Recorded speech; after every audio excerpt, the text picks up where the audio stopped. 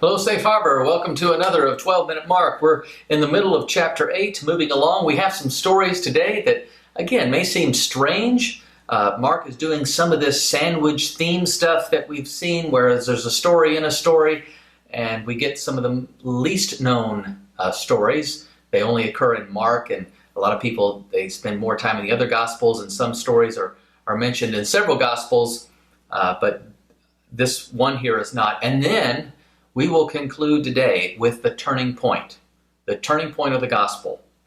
This happens in Matthew as well, that when this event happens, the entire shift of the whole gospel turns. Okay? We might say that our resurrection is the conclusion of the gospel. The crucifixion is the climax of the gospel. But this here is really the turning point of the gospel that we'll see.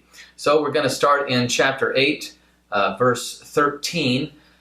The Pharisees had just asked for a sign. He had done a strange healing before by going through a ritual to help someone see and understand. But then after the Pharisees asked for a sign, it says, then they got into a boat and went on to the other side. And now the disciples had forgotten to bring bread.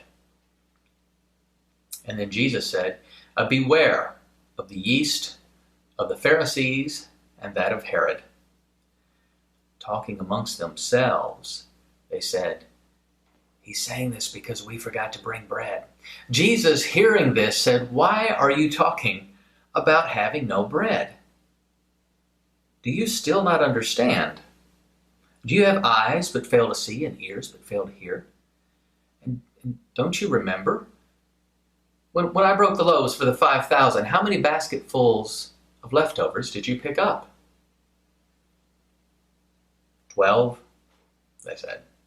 And when I broke the bread for the 4,000, how many basketfuls did you pick up? 7. Do you still not understand? Then they came to Bethsaida. They brought him a man who had been blind. They led him there by the hands, and Jesus spit on his eyes and laying his hands on him, said, do you see anything? And he looked and he said, well, I see people, but they look like trees walking around. Again, Jesus placed his hands on the man, and then he saw clearly and was cured. And then he said, well, don't even go into the village.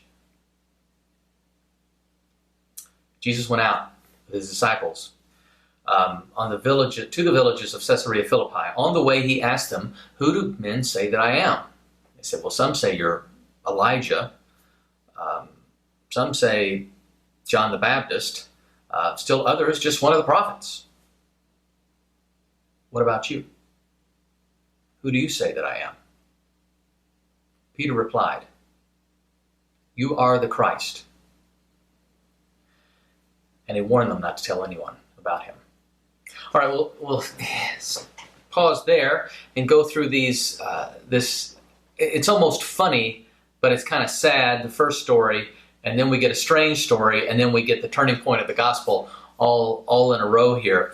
And so remember, they're on the boat, and they're heading back, and Jesus, the backstory that Mark tells us is the Pharisees, they forgot to bring bread.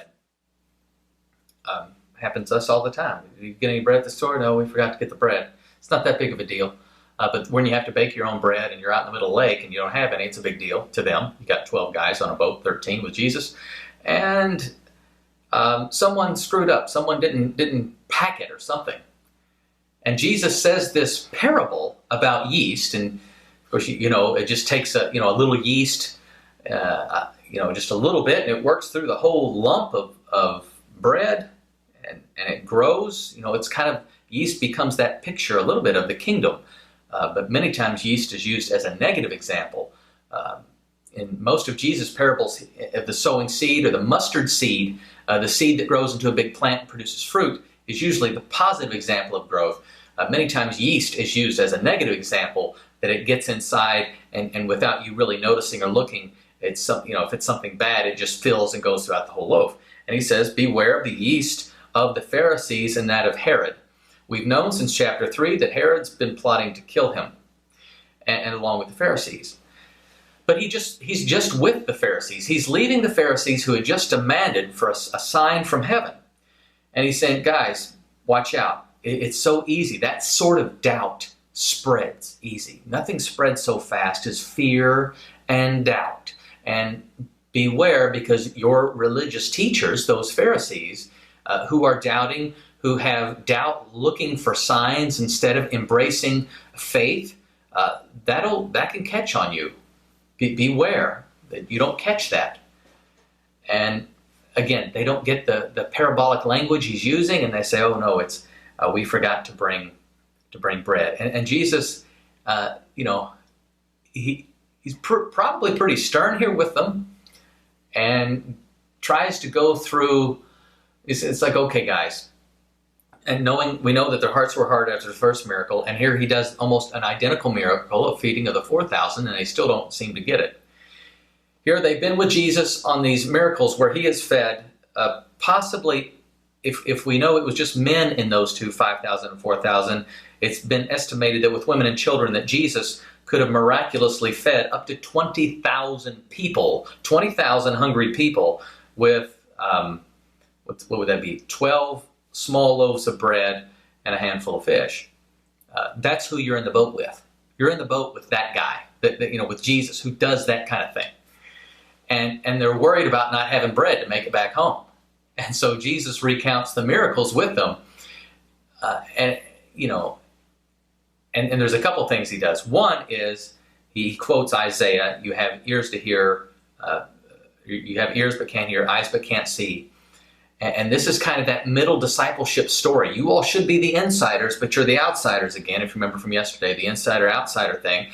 He's just healed a guy in our last episode who could not, had no sense perception, who couldn't speak, couldn't hear. And then right after this, we go to a guy who's blind.